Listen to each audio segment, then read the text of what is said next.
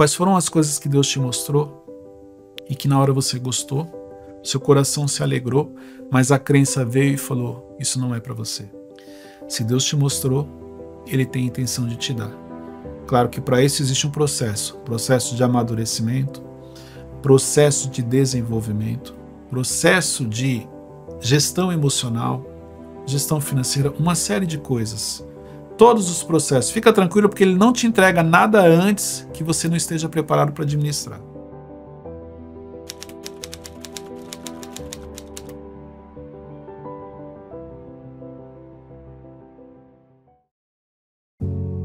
Bem-vindos ao Momento Reflexão.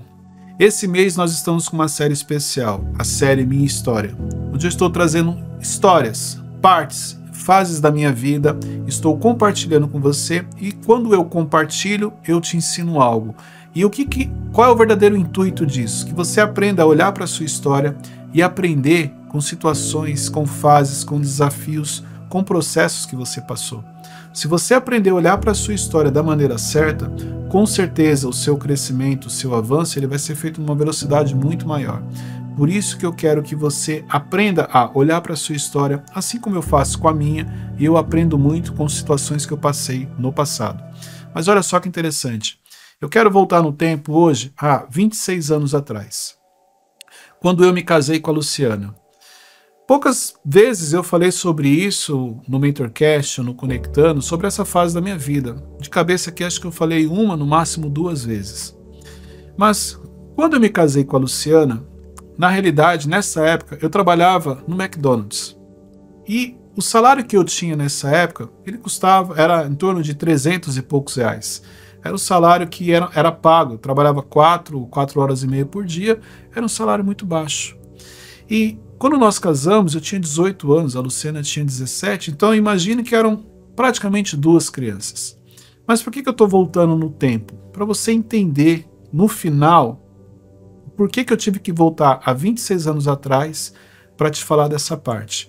Nós, nessa época, morávamos em Carapicuíba, só para você entender, os pais dela viajaram, foram morar em Minas, em uma casa que eles tinham lá, e deixaram a casa para nós morarmos junto com as irmãs que ela tinha.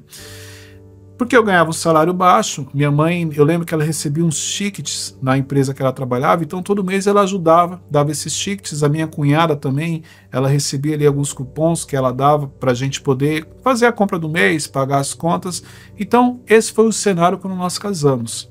Você vai falar assim, Cleiton, mas você já tinha ali uma formação, algo? Não tinha nada, não tinha perspectiva, eram literalmente 2 crianças. Enfim. Morávamos em Carapicuíba, nos casamos, e quando nós nos casamos, geralmente quem morava ali naquela região, nós víamos para Alphaville para tirar fotos. E nessa época, a crença que eu carregava, o complexo de inferioridade ele era tão forte, que eu lembro que eu fiquei desconcertado, eu fiquei constrangido de vir tirar fotos aqui em Alphaville.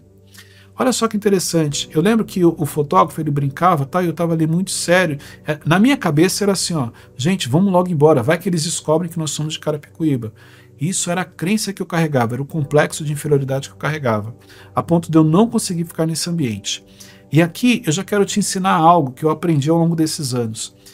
Eu tinha esse complexo muito forte comigo. Então esse complexo de inferioridade que eu carregava era algo muito forte.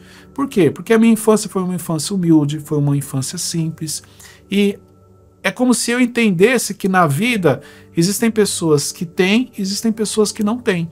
E eu fazia parte das pessoas que não tinham. Então, exemplo, eu cresci numa casa que era como se ela fosse uma espécie de um porão, eram 2, 3 cômodos apenas, era uma casa muito simples, muito pequena. E o único amigo que eu tinha, ficava 4 casas dessa casa que eu morava, e a casa que ele morava era uma casa enorme. Então eu lembro que eu tinha alguns brinquedos, e esse meu amigo tinha muitos brinquedos. Então ali, eu nunca tive problema nesse sentido de relacionamento. Mas por quê? Porque eu aceitei cedo que eu faço parte daqueles que não têm. Eu faço parte daqueles que têm menos recursos. Então, enquanto eu tenho um carrinho, ele tem 10. Enquanto ele come um salgadinho de marca, eu vou comer um salgadinho que vende ali por quilo, um salgadinho mais simples, se comer. Na minha cabeça, eu nasci para isso. Então, o complexo de inferioridade era algo muito forte. A crença limitante era algo muito forte na minha vida, a ponto de quando eu casei, vim para cá para poder tirar fotos e eu não me senti bem, eu não ficava à vontade. É tipo assim, ó, esse ambiente não é para mim. O que eu estou fazendo aqui? Por que eu estou tirando foto aqui? Esse ambiente não é para mim. Cleito, porque aqui as fotos são bonitas, o local é bonito. Não, mas eu não sou daqui. Eu me sentia mal. Ok, você já deve ter passado por isso. Você já deve ter chegado num ambiente onde você ficou desconcertado, onde você não ficou bem, onde você se sentiu mal, onde você se questionou o que eu estou fazendo aqui. Pois é, pode ser devido ao complexo de inferioridade que você carrega. Perfeito. Vim para cá, os anos foram passando, meu filho nasceu, depois meu segundo filho nasce, aí eu saio do McDonald's, começo a trabalhar vendendo calçados, depois fiquei um período, fui para outro local, começo a trabalhar numa empresa vendendo móveis, e aí as coisas começam a acontecer, compro o meu carro, compro apartamento, as coisas começam a avançar e evoluir.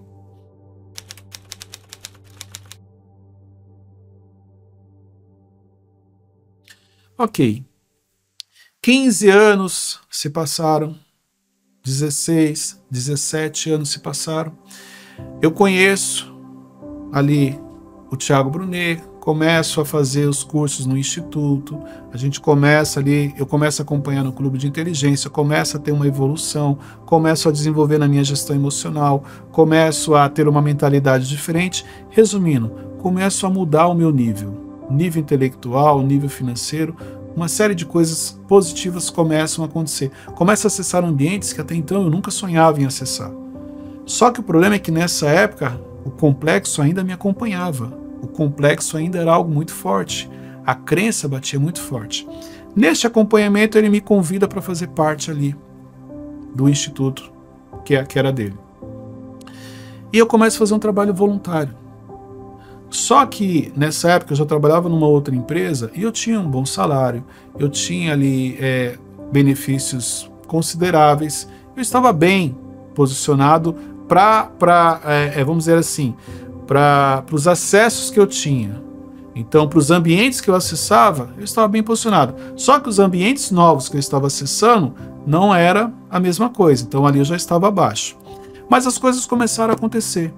E aí eu me lembro que um dia eu estava na casa dele, e aí a esposa dele, a Janine, chegou e falou assim: por que você não sai de Carapicuíba? Por que você não muda aqui para Alphaville? E aí eu lembro que na hora eu dei uma risada, imagina, aqui sou eu. Tipo assim, não, você não entendeu. Aqui é outro nível. Aqui eu não estou ainda nesse nível de ter algo aqui. Enfim, primeira pessoa que Deus usou para nos dar essa direção. Na realidade, ela não foi a primeira, porque a primeira pessoa foi a Luciana. A Luciana chegava e falava assim para mim: você não pensa em alugar algo? Eu tinha uma crença comigo que eu achava que não fazia sentido você não ter onde morar como residência própria. Então o apartamento que eu morava em Carapicuíba era um apartamento próprio. E quando ela falava assim, você não pensa em alugar algo? Na minha cabeça, que absurdo, eu vou sair de algo próprio meu para alugar? Não existe isso. Ninguém faz isso. Era a mentalidade que eu tinha. Onde já se viu, eu saí da minha moradia própria para pagar aluguel? Ah, pelo amor de Deus, Luciana. Eu falava assim com ela. E quando Deus usou a Janine para falar, por que vocês não vêm para Alphaville? Na primeira coisa, eu falei assim, quem me dera, você acha que eu tenho condições de pagar algo aqui? Porque olha só, na minha cabeça eu tinha que comprar. Como que eu vou comprar se aqui era muito mais caro? Eu não tinha recurso. Jamais eu iria alugar. Resumindo, aquilo ali era impossível para mim. Só que as coisas foram acontecendo. Eu lembro que nós entramos nessa época, nós fizemos uma campanha de oração durante 7 semanas. Durante 7 semanas, todos os dias, nós orávamos para saber se era realmente o momento de sair daquele apartamento, de sair de Carapicuíba e vir morar em Barueri. Neste período, nós encontramos um apartamento. Olha que interessante. Esse apartamento tinha a quantidade de quartos que nós precisávamos, a quantidade de suítes que nós queríamos, nós tínhamos um espaço legal, tudo aquilo que a gente queria, a gente encontrou nesse apartamento. E o mais interessante é que nesse apartamento, o proprietário, ele aceitava o nosso apartamento como permuta. Então era assim, nós estávamos orando, eu falei, se tiver que ser, Deus vai colocar, a gente vai encontrar. Nós encontramos. Quando eu entrei nesse apartamento, que aparentemente era o que Deus tinha preparado para nós, eu falei assim, olha, esse apartamento aqui está perfeito. Só que quando eu entrei, eu senti algo muito forte, e eu lembrei do versículo em que fala que o coração do homem é enganoso. Então foi interessante porque eu estava muito feliz em ter encontrado aquele apartamento, estava dentro das condições que eu estava buscando, o proprietário aceitava o meu apartamento como permuta, o valor financiado era justamente a diferença que dava para poder pagar, é um cenário perfeito. Só que o que me incomodou, por que eu lembrei desse versículo justamente naquele momento? E aí olha só que interessante, algo que estava praticamente certo, eu começo a orar e faço a seguinte oração: Senhor, se não for essa a tua vontade, que esse apartamento não dê certo. Perfeito. Quando foi para fechar o negócio, o rapaz foi, o proprietário, aumentou o negócio em mais 30 mil. Eu liguei para o gerente do banco, falei, olha, o financiamento, eu sei que já está aprovado, mas ele pediu tanto, eu precisava que aumentasse mais 30 mil financiamento. Tem como? O gerente do banco foi lá e liberou os 30 mil. Só que aquilo já começou a me incomodar. Então eu estava orando justamente por isso. Falei, Senhor, se não for essa a tua vontade, não permitas. E aí, aumentou os 30 mil, aí o proprietário falou o seguinte, olha, mas eu não vou pagar a comissão do vendedor. Então eu aceito a permuta, eu aceito esse valor que eu já coloquei, mas eu não pago a comissão do vendedor. Quando ele falou isso, eu falei assim, olha, não tem como. A comissão do vendedor eu não vou pagar. Porque eu entendia que aquilo era a resposta da oração que eu estava fazendo. Apesar daquele apartamento ser o que a gente buscava, era perfeito pra gente, encaixava, mas eu falei, cara, isso aqui é a resposta. Então se ele não ceder na questão da comissão, eu não vou pagar. Resumindo, o máximo que ele fez, ele falou, então eu pago metade, vocês pagam metade. Eu lembro que na época eu tinha que pagar mais 10 mil de comissão ali pro vendedor. E eu falei, eu não pago. E eu lembro que um dia a Luciana chegou de manhã, porque ela tinha gostado muito do apartamento. E ela falou assim, nós não temos esses 10 mil? Eu falei, não, Luciana, não é isso. É que eu estou orando. E justamente esses 10 mil é a resposta de oração. E naquele momento ela se acalmou e falou assim, amém. Então tá tudo bem. Resumindo, não fechamos o negócio. O negócio não foi para frente. Você fala assim, Cleiton, mas por causa de 10 mil? Não se trata dos 10 mil. Se trata da obediência. Ou eu creio ou eu não creio. Se eu estava orando e justamente depois que eu comecei a orar, algumas coisas aconteceram, eu entendo que aquilo é resposta de oração. Aí é o meu relacionamento com Deus. Pode ser que você fizesse diferente, mas é assim que eu me relaciono com Ele. Então eu não fechei pelos 10 mil. E não é porque eu não tinha o valor, é porque eu entendi que ali era justamente a resposta que eu precisava. Passa-se um tempo, um amigo chega para mim e fala assim, olha, ele estava procurando também uma casa para alugar, e eu falei assim, irmão, na fila da bênção eu estou atrás de você.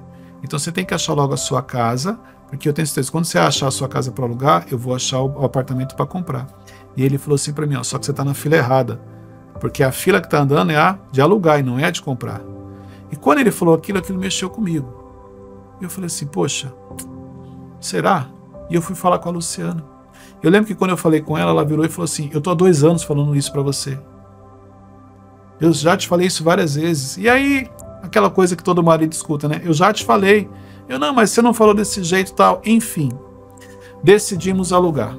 Falei, tá bom, então se não é para comprar, vamos alugar. Adivinha onde nós viemos olhar? Nós viemos olhar em Alphaville.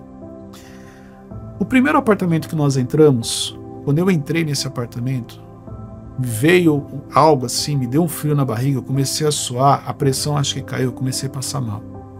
Quando eu entrei nesse apartamento, eu falei assim, meu Deus, esse apartamento é muito grande. Meu Deus, esse apartamento só para você entender, eu morava num apartamento de 45 metros quadrados. Esse apartamento era de 128 metros. Quase 3 vezes mais. Eu falei, meu Deus, eu não tenho nem móveis para colocar aqui. Não, isso aqui não é para mim. Me deu uma crise por causa do complexo de inferioridade, que eu cheguei para Luciana e falei assim, Luciana, vamos embora. Não, vamos embora. Não, isso aqui é muito caro. Não gostei. Eu comecei a colocar defeito. Porque você rejeita aquilo que você não tem domínio. Resumindo, saímos do apartamento, a Luciana não entendeu nada, ficou chateada comigo. Poxa, você nem olhou o apartamento direito. Não, aquele apartamento era feio. Não, ele era muito grande. Não, mas não sei o quê. Não era só a minha crença. Era só o meu complexo. Resumindo, depois de 2 semanas, com muito custo, achamos um outro apartamento. E esse apartamento muito parecido com esse, alugamos. Quando nós mudamos para cá, foi um desafio. Por quê? Porque eu falei, cara, como é que eu vou pagar? A crença, ela vem forte, o medo, ele vem forte, a insegurança, ela vem forte. Você não vai conseguir pagar, você vai passar vergonha, você vai ter que voltar para Carapicuíba. E eram os pensamentos. Então era uma luta todos os dias. Era uma luta para, olha só, eu tomei a decisão certa, olha só, realmente eu ouvi aquilo que Deus tinha. todos os dias eu tinha que lutar contra isso. Todos os dias vinha o medo de que, olha, você sabe que você não conseguir pagar esse aluguel. Há quantos anos você não paga um aluguel? Imagina que vergonha você ter que devolver o apartamento e voltar para Carapicuíba porque você não conseguiu pagar um aluguel. Esse era o pensamento que eu tinha. Mas por que eu te contei toda essa história? Passaram-se alguns anos, muita coisa aconteceu na nossa vida. E chegou um determinado momento, e essa história eu quero até te contar em um outro momento, porque nessa história também existe um outro testemunho aqui, tem um agir de Deus muito grande, que nós decidimos comprar um apartamento. E quando nós decidimos comprar, nós oramos, mais uma vez Deus confirmou. Inclusive Deus confirmou que um amigo meu chegou e falou assim: Cleiton, se você não tiver o dinheiro da entrada, fica tranquilo, eu te empresto o dinheiro da entrada. Eu falei, olha, é Deus purinho. Até o dinheiro da entrada que eu não tinha, eu já arrumei. Depois Deus usou um profeta para confirmar a compra desse apartamento. Então assim, era uma decisão que, olha, tá tudo em ordem, tudo tranquilo. É só você comprar. Fomos, entramos no apartamento. Eu lembro quando eu entrei nesse apartamento, a primeira coisa que eu vi foi eu sentado escrevendo meu livro, O Poder do Recomeço. Eu me vi sentado ali no sofá de frente a uma vidraça que tinha, escrevendo esse livro. Eu falei, Luciana, é esse. Vamos comprar, negociamos, deu tudo certo. Eu lembro que quando eu fechei, eu tinha que dar entrada, e na minha cabeça eu só ia dar entrada depois que liberasse o financiamento, e aí eles me deram 2 semanas para dar entrada. E aí eu fui nesse amigo que falou que ia me emprestar a entrada, ele falou, cara, não consigo porque eu acabei de comprar a casa, eu tô sem nada. E ali eu falei, meu Deus do céu, peraí, como assim? E agora? Como é que eu faço? De repente, de uma hora para outra, surge uma pessoa que entra em contato com meu cunhado e fala assim, eu quero comprar o apartamento do Cleiton aqui em Carapicuíba. Só que esse apartamento não estava à venda. Eu não tinha colocado placa de vendas, nada. A pessoa, não sei de onde, o que aconteceu, aliás, eu sei que eu vejo ali o agir de Deus. E essa pessoa, ela compra o meu apartamento praticamente sem ver. Em 2 semanas, ele é vendido à vista. E só para você entender, o valor de entrada que eu tinha que dar, para o valor que ela pagou, a diferença que sobrou foi de R$500. Literalmente foi o valor certinho da entrada. Eu tinha que pagar até sexta-feira, na quinta-feira, o dinheiro que eu na conta. Então ali mais uma vez, Deus confirmando, olha, fica tranquilo, eu estou cuidando de tudo. Mas sabe o que é mais interessante nessa história? É que este apartamento que nós compramos em 2021 foi o mesmo apartamento que em 2017 nós entramos e a minha crença e o meu complexo de inferioridade falou que eu não tinha condições de morar. Naquela época eu estava indo alugar. Passaram-se os anos e no mesmo local onde as minhas emoções falaram que eu não poderia morar, nós compramos um apartamento lá. Por que eu te contei essa história? Porque na realidade eu quero que você entenda que as suas crenças, os complexos, os traumas, as feridas emocionais que você carrega estão impedindo você de viver o que realmente Deus tem para você. Estão impedindo você de acessar ambientes extraordinários. Estão impedindo você de acessar pessoas relevantes, porque você sempre se coloca para baixo. Você sempre carrega esse complexo, você sempre acha que você não é capaz, você sempre acha que aquilo não é para você. O quanto as suas emoções te tiraram de ambientes que Deus te colocou.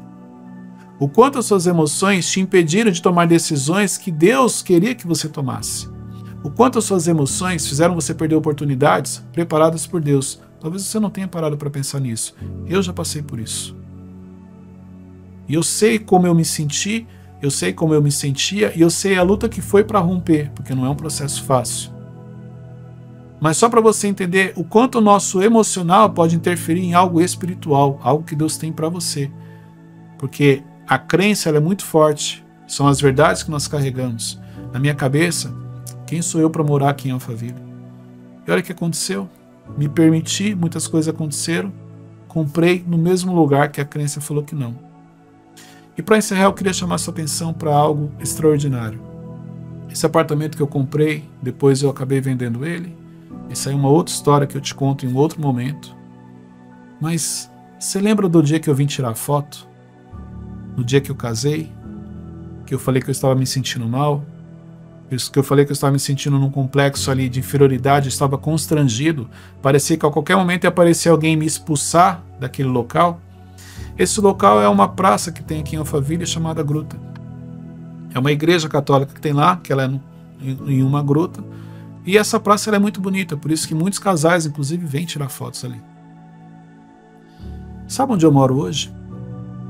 Eu moro em frente a essa praça. Pois é. Há 26 anos atrás, eu vim tirar uma foto e as minhas crenças falaram que eu não deveria estar naquele local. Se alguém chegasse para mim naquele momento e falasse assim, olha, tá vendo isso aqui? Um dia Deus vai te trazer para morar aqui. Eu ia falar para essa pessoa o seguinte, isso é impossível. Não tem como acontecer.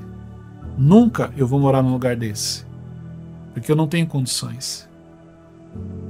Eu aprendi que o impossível é com Deus. O possível é minha responsabilidade. Porque eu fiz o que era possível, claro, ao longo desses anos, diante de muitos processos, porque eu fiz o possível, o impossível aconteceu. Mas o que me chama mais a atenção, e que eu quero compartilhar com você, é que Deus nunca permite que você veja algo que Ele não tem intenção de te dar. Se Deus permitiu que você olhasse, Ele tem sim a intenção de te dar. Você como pai, você como mãe, você nunca vai deixar seu filho ver você com chocolate na mão se você não tem intenção de dar para ele. Você nunca vai ver seu filho olhando para você e você com um sorvete na mão se você não tem intenção de compartilhar com ele.